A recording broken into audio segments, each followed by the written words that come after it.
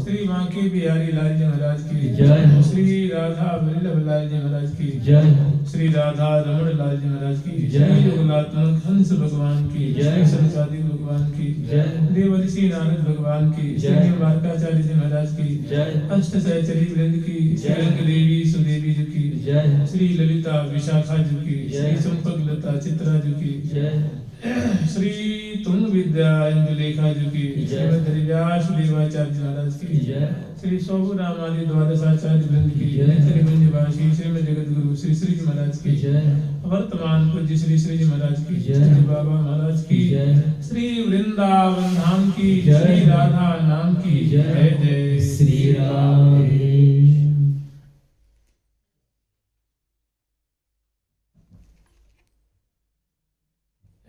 प्रात काल ही उठ के दार सखी को जाय मिले निज रूप सो या को यह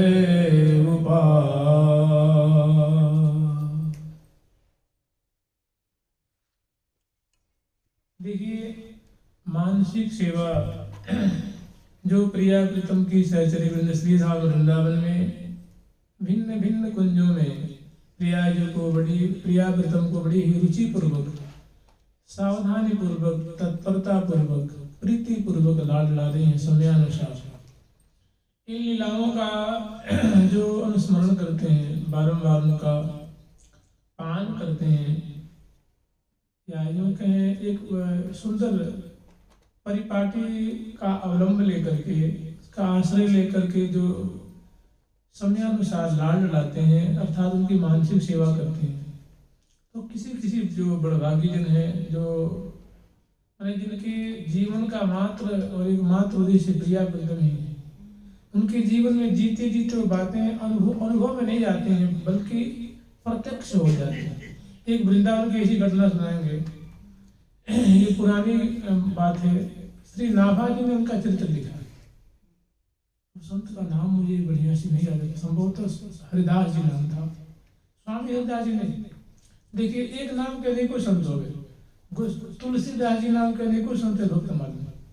गोविंद दास जी नाम के अनेकों संत है। गोपाल दास नाम के अनेकों, रामदास नाम के अनेकों, नित्यानंद दास नाम के अनेकों हैं, गोविंद नाम के अनेकों हैं, स्वामी दास नाम के अनेकों हैं, हरिवंश नाम के अनेकों संत हैं।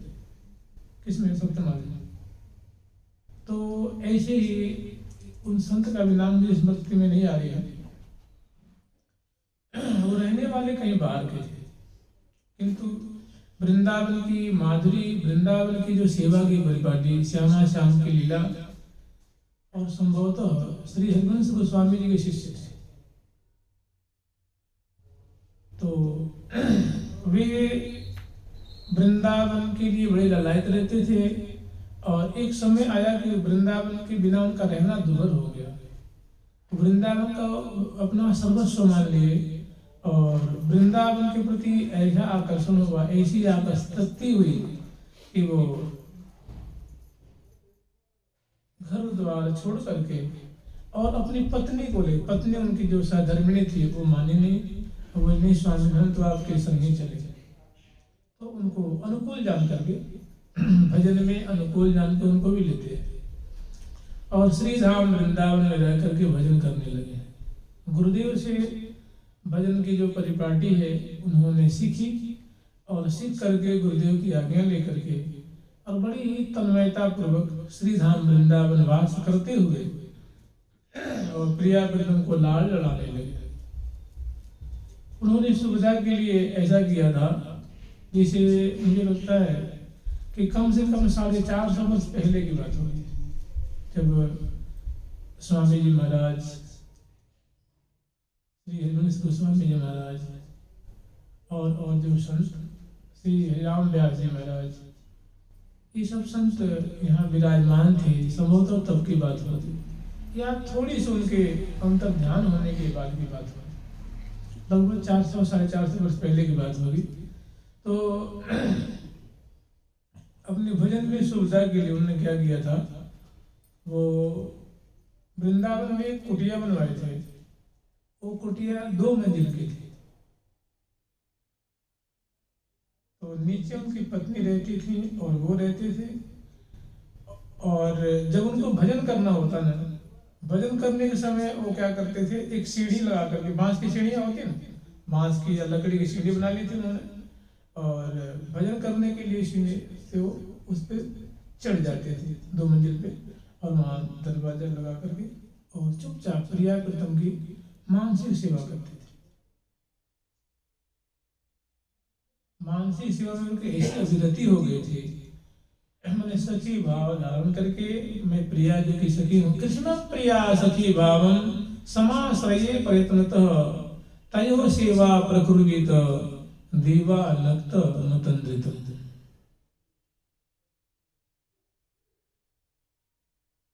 मैं प्रिया, जो श्री कृष्ण की जो प्रिया है, प्यारी श्याम सुंदर की जो प्रेयसी लाडली जो है, उनकी मैं सखी हूँ। कृष्ण प्रिया सखी भावम, मैं उनकी प्रिया जो की सखी हूँ। इस भाव से भावित, इस भावना से भावित रहे। कृष्ण प्रिया सखी भावम समाश्रये प्रयत्नतः, प्रयत्न करके मैंने बैठ करके ऐसी भावना करे, अपने स्वरूप को विचार करे। तयो सेवा प्रकुर्वित, और श्री श्यामा श्याम की समयानुसार भाव देह धारण करके सेवा करे। कब कब तो आज्ञा हो रही है कि दीवा नक्तम तंद्रितम, दिन से रात और रात से दिन। तो ऐसे ही वो प्रिया प्रीतम की सेवा करते थे, और जो अन्य जो कार्य हुआ करता था जीविकोपार्जन के लिए, हमें अपनी पत्नी के संग रहते थे। अब जब भजन का समय होता तो तुरंत सीढ़ी लगाते और ऊपर चढ़ जाते और प्रिया प्रीतम की मानसिक सेवा करते थे। उन्होंने क्या किया था, वहाँ कोई, उन्होंने जो प्रकट उनकी जो सेवा थी, सूक्ष्म सेवा थी, वो नीचे थी, और चुपचाप ऊपर बैठ करके अट्टा पर और प्रिया प्रीतम की मानसिक सेवा किया करते थे। कभी कभी उनकी पत्नी झुला जाती थी कि पता ना ऊपर क्या करते हो, कुछ बताते भी नहीं हो। मैं चलिए भजन करता हूँ, भजन करता हूँ, भजन करता हूँ, भजन करता हूँ। उनको आश्वासन देते। उनके मन में ये बात थी कि ठाकुर जी तो नीचे है, ये ऊपर भजन क्या करते हैं ये। तो इस बात को छुपा कर रखते थे। जानते हैं, भक्ति कुछ आपके जीवन में कुछ अनुभव हो रहा है, अगर आप प्रकट कर देंगे तो भक्ति वहीं रुक जाएगी। 2 आदमी को बता देंगे, 4 आदमी को बता देंगे, तो बताने में तो बहुत खुशी होती है कि देखो मेरे पे ऐसी कृपा होती है, मुझे ऐसी बातें अनुभव में आती हैं। मुझ पे बहुत कृपा है। तो 2 आदमी 4 आदमी सुन लेंगे, इस कान से सुन के इस कान से निकाल देंगे, और आपके जो अंकुर निकल रहा था वो मानो बकरियों ने उसे पाँव धर दिया। मैंने भक्ति नाश होने का एक बड़ा प्रबल कारण होता है, कुछ अनुभव हो तो दूसरे से उसको शेयर कर देना, बता देना, कह देना, और अपने बड़े अहंकार का अनुभव करना कि मैं तो बड़ा भागी हूँ, मुझे बहुत अनुभव होता है, मुझे बहुत अनुभूति होती है, तो आप भक्ति फिर में रुक जाते हैं। ये भक्ति का दोष है, इसीलिए भक्ति जल्दी सफल नहीं होती।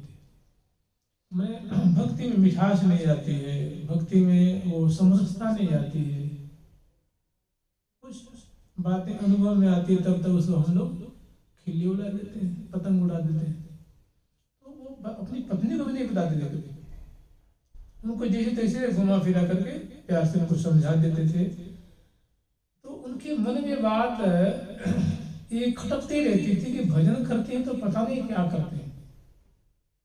और वो पतिपरायणा थी, मतलब कुटिया को साफ सुथरा, रसोई बनाने, कपड़े आदि धोने, मतलब एक जो महिला को जो गृहिणी का कार्य होता है बड़ी प्रीति पूर्वक भावपूर्वक करती थी, पति की सेवा करती थी, और उनको बहुत समय मिलता था, और वो ऊपर अट्टा पे बैठ करके और प्रिया प्रीतम को लाल लाते थे। एक दिन उनके मन में ये बात आई कि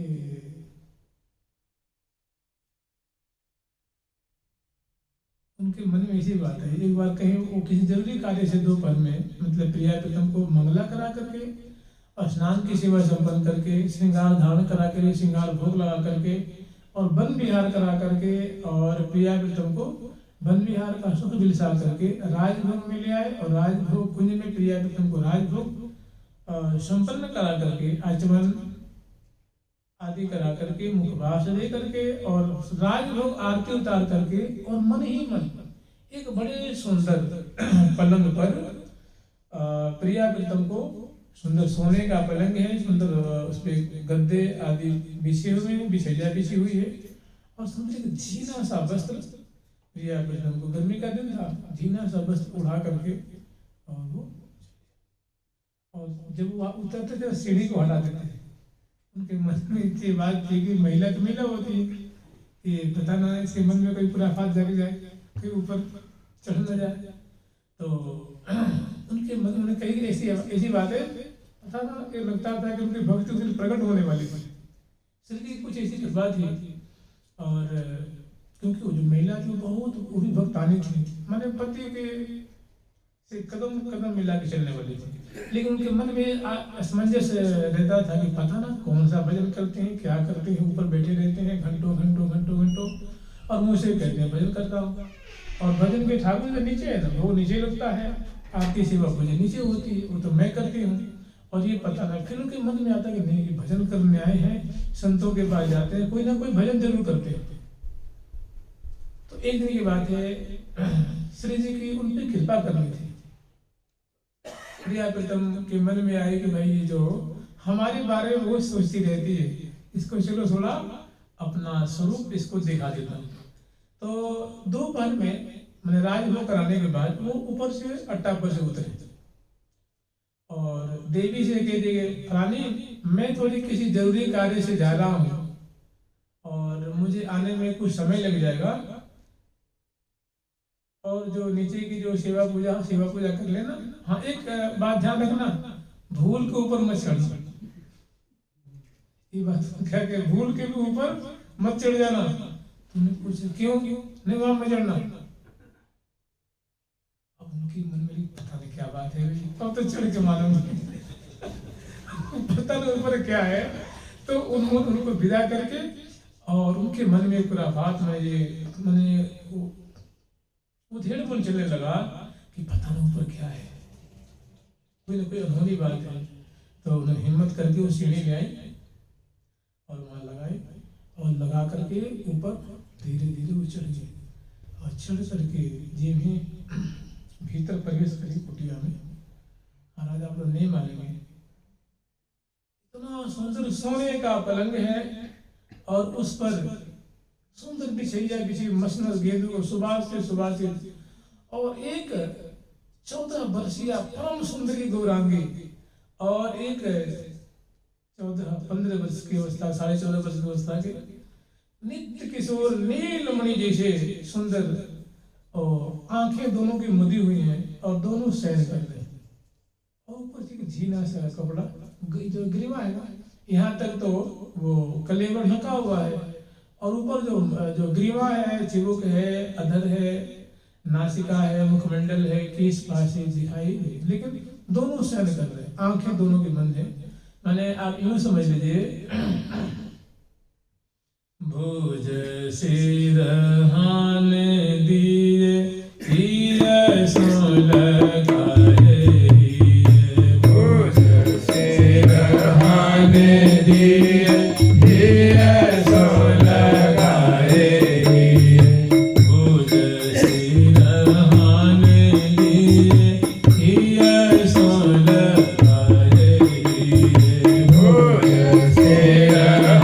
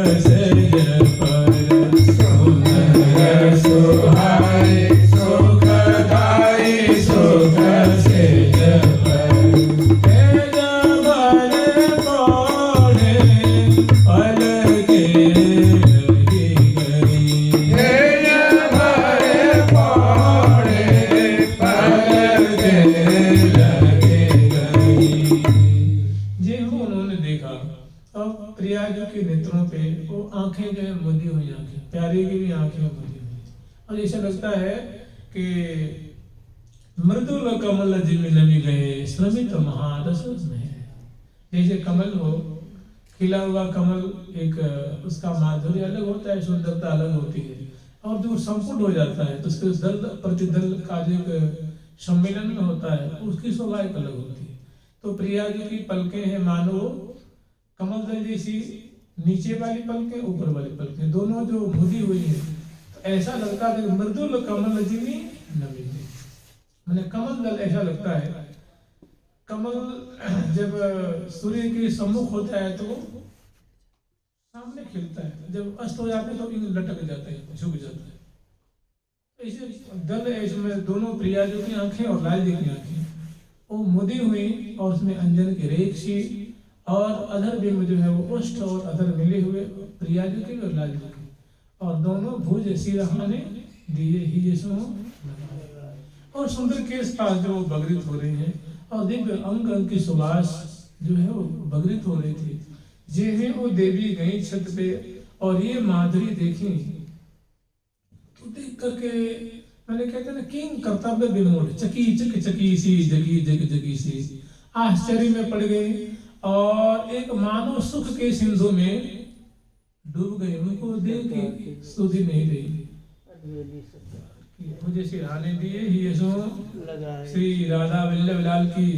तो दो मिल एक ही भय, ऐसी दोनों की जो छटा, तो उनकी प्रिया जो की आंखें, कभी उनके अलग, कभी उनकी सुंदर भ्रिकुटी, सुंदर दिव्य धनुषाकार श्यामली श्यामली वो भ्रिकुटी की माधुरी, कभी ललाट पटल पे सुहाग की मेहंदी और पत्रक, मैंने जैसे आरोहण अवरोहणी करते करते उनको बहुत समय निकल गया। फिर जब प्रिया जो थोड़ी सी करवट बदली तो डर गई, लगता है जग गए। तो उनको मतलब समझिए घंटों निकल गया उसी में। उनके पतिदेव कह गए थे कि मैं किसी जरूरी कार्य से जा रहा हूँ, और तो उनको मैंने कुछ उन्होंने अनुमान किया कि चलो कम से कम 2 घंटा में तो आ ही जाएंगे, 3 घंटा में तो आ ही जाएंगे।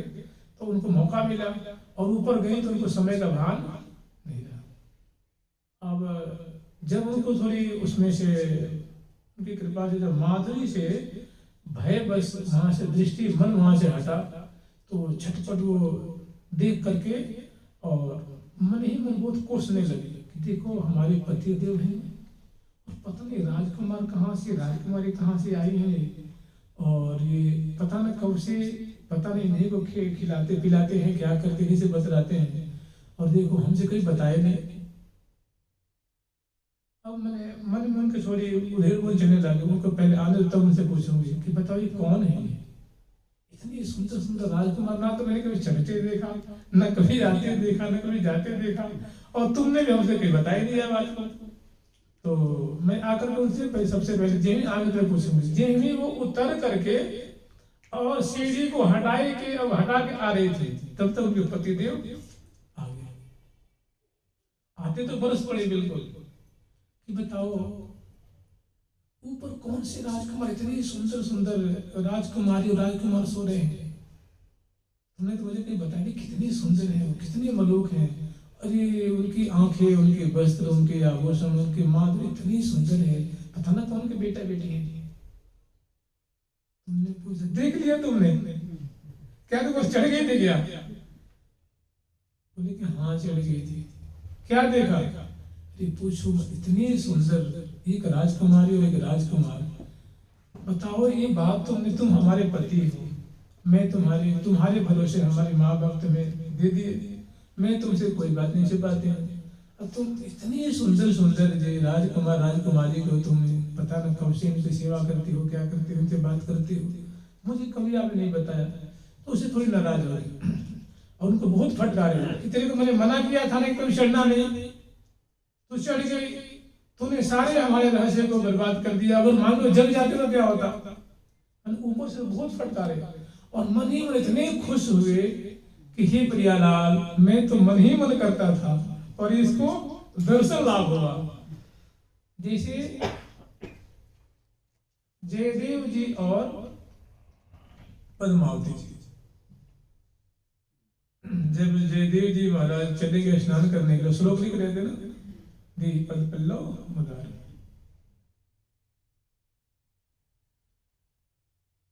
तो वो श्लोक की स्फूर्ति नहीं हो पा रही थी। तो चलो कोई बात नहीं, नहा करके स्नान करके गंगा जल फिर लिखेंगे। उसी बीच में श्री जयदेव जी महाराज के रूप धारण करके ठाकुर जी आए और श्लोक को पूरा कर दिया। तो आप लोग कथा जानते ही हैं। ऐसे ही वो श्री जयदेव जी गोस्वामी जब वहां से लौट गया स्नान करके, तो उन्होंने बात कही कि भाई पूरा कैसे हो गया? आप ही तो भी आए थे, अब लिख के गए थे और मेरे हाथ से भोजन भी किए थे, कैसी बात करते? अभी तो बस मैं नहा के आ रहा हूँ, इतनी जल्दी थोड़े, कोई जमुना गंगा जी कोई पास में थोड़ी ना है, जाने आने में समय लगता है, इतना जल्दी मैं कैसे आ सकता हूँ? मुझे महाराज कैसी बात करते हैं, और मैं आपकी भार्य में आपसे झूठ बोलूंगी। तो अंत में बहुत जयदेव जी महाराज बहुत पछताए और बहुत खुश हुए कि देखो या देवी पे कैसी कृपा होगी। ठाकुर जी लिखे, पूरा किए और आसन पे बैठे, प्रसाद पाए, इसको दर्शन दिए, बोले बतरा, और मैं लिखते ही रह गया। मैंने कितनी बड़ भाग्य है। ऐसे ही वो जो संत थे, मन ही मन इतने खुश हुए और ऊपर से बहुत फटकारे और मन ही मन नमस्कार किए। देवी क्या देखा तुमने? बताया कि अमुक अमुक तेरी प्रिया प्रीतम, वो नहीं कहती थी, वो कहती राजकुमार और राजकुमारी कह रही थी। मन ही मन बहुत खुश हुए और भूरी भूरी प्रशंसा की। आंखों में उनके अश्रु छलछला गया कि बता, मैं इतने दिन से भजन कर रहा हूँ और लाभ प्राप्त हुआ, दर्शन लाभ मिले, तुम पे बहुत कृपा है, तो भोली भाली है, सीधी शादी है, तुम पे बहुत विशेष कृपा है। तो और उनको मन ही मन बहुत प्रशंसा करके पुनः ऊपर गए, मतलब हाथ स्नान आदि करके ऊपर गए और पुनः जो आगे की जो सेवा थी, जो उत्थापन की सेवा होती है, तब तक उत्थापन का समय हो गया था और फिर श्यामा श्याम को उत्थापन कराए। और ये बात धीरे धीरे महाराज एक संत के कान में पड़ी, दूसरी तीसरी चौथे पांचवी, फिर पूरे वृंदावन में फैल गई कि फलानी देवी को श्यामा श्याम शयन करते हुए श्रीधाम वृंदावन में दर्शन दिए।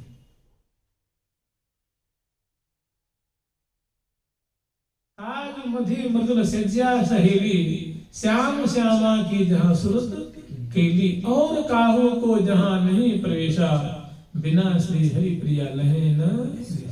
देखिए वृंदावन की बात है, ये लगभग 450 वर्ष पहले की बात होगी। तो कहने का मतलब जो मानसिक सेवा की जाती है, जो प्रिया प्रीतम को मन ही मन हृदय रूप कुंज में, या जैसी परंपरा होती है, जैसी परिपाटी होती है, जैसे गुरुजनों से सीखा जाता है और सीख करके जैसा आचरण किया जाता है, भजन किया जाता है, तो उस भजन को, उस सेवा को प्रिया प्रीतम मानते हैं। मानसिक सेवा तो करते हैं, वहां कोई पलंग नहीं था, वहां वो अपने आसन पे बैठ कर जो मानसिक सेवा कर भावना करते थे कि हाँ ये कुंज है और पलंग है। तो इस बात को प्रिया प्रीतम कृपा करके सार्थक कर दिए, चरितार्थ कर दिए कि नहीं, जो तू मानसिक सेवा करते हो उसको मैं स्वीकार करता हूँ। हम दोनों बड़े प्रेम से अपने भक्त के भाव को, सेवा को ग्रहण करते हैं। तो ये कथा है, मैंने मानसिक सेवा को प्रिया प्रीतम बड़े प्रेम पूर्वक स्वीकार करते हैं। अगर श्रद्धा पूर्वक, निष्ठा पूर्वक, विश्वास पूर्वक ये सेवा की जाए तो एक नहीं अनेकों उदाहरण हैं जो कि अनेक भक्तों को प्रिया प्रीतम कृतार्थ किए हैं।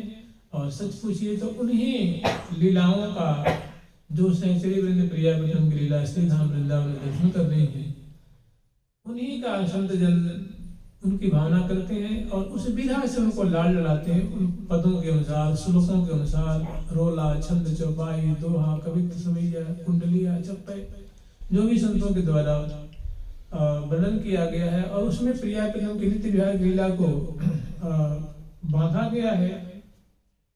और उसके माध्यम से जो संत जन, भक्त जन का आश्रय लेकर के, सखी भाव का आश्रय लेकर के और प्रिया प्रीतम को लाल लड़ाते हैं, तो प्रिया प्रीतम उनको स्वीकार करते हैं।